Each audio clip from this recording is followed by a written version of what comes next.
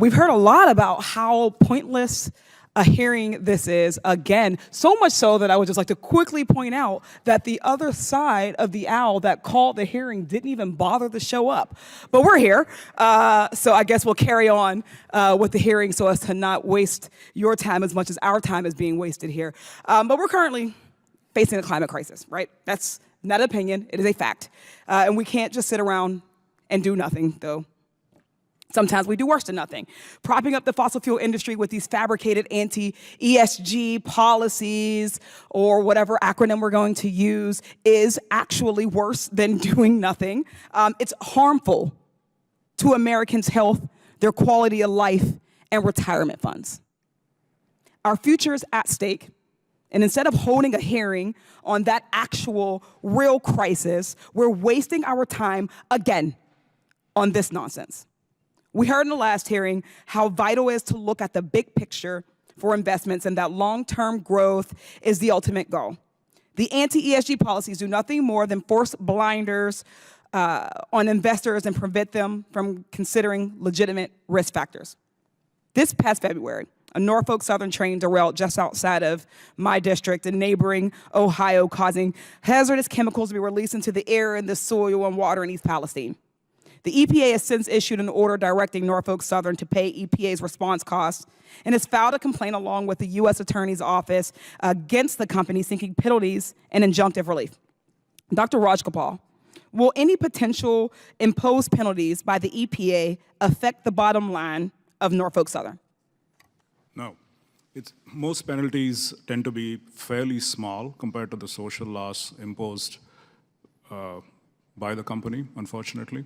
So I'd say it's probably a blip on the stock price, if anything, maybe not even a blip. Why is it so important for asset managers to be able to consider factors, however, like climate change and to make investments in clean energy technologies when making decisions? So let's go back to the BlackRock, Vanguard, State Street idea. These are so-called universal owners, meaning they hold the stock for 20, 30 years until the stock gets probably displaced from the index. So if the firm misses a quarter, they're not going to sell the stock. So they have to worry about, factors that might affect the future cash flows in the stock 10, 15, 20 years out. That's why you need to have a conversation about like climate risk. Thank you. Republicans want us to look the other way, to ignore when a company is poisoning our ecosystem. Banning ESG investing is the opposite of doing responsible investing. And why is that? What is motivating Republicans to create a problem out of nothing? I think we can find the answer right here on our panel of witnesses. The Heritage Foundation, Texas Public Policy Foundation, and Independent Women's Forum all get their funding from the fossil fuel industry.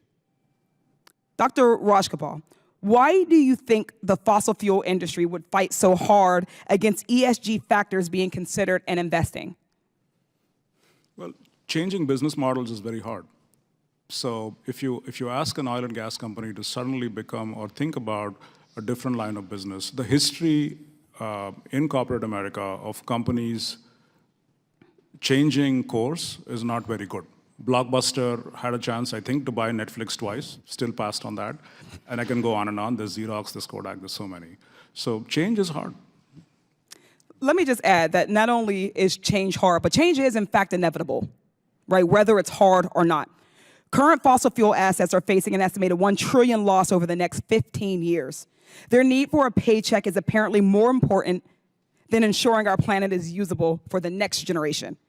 I came to environmental justice not through education, but through necessity. Pittsburgh has some of the worst air quality in the nation on any given day. Allegheny County, specifically the Mon Valley where I grew up, suffers from some of the highest rates of asthma, of cancer, and of other respiratory illnesses. We see corporate polluters sacrifice the health and well-being of our communities for their own financial gain over and over. Yet when we want to consider the environmental impact and how we invest our money, they lobby and they throw money around to stop us. Every person deserves clean air and a livable future. My Republican colleagues need to wake up and get with the majority of Americans who are demanding action on climate change. I yield back.